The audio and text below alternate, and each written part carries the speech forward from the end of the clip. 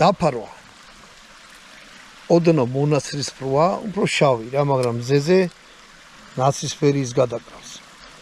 მომეწონა ძალიან, ტარი არის, აი თვითონ პლასმასი. ეტყობა რომ პრემიუმ ხარისხია, ანუ არანაირი რაღაც ისეთი არა აქვს.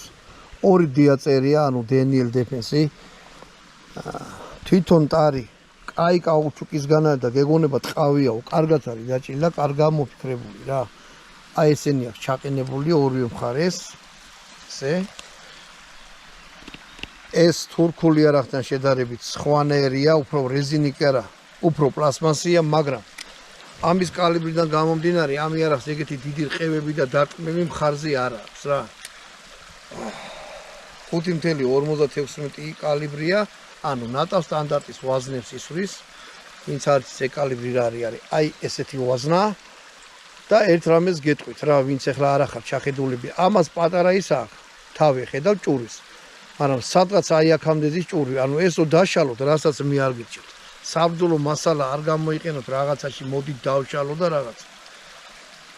მე საიდან ვიცი თუ მეტყვით, მე სამხედრო ვიყავი და დაშილიც მინახი, ანუ ხარხნულად დაშილი. და შიგნით არის AMC-ის ჭური რა, ანუ თუ შეადარებთ აი ამ ვაზნას, AK-74-ის ვაზნას, იმას უფრო დიდი ჭური აქვს ვითომ, ანუ უფრო მეტად არის გამოწეული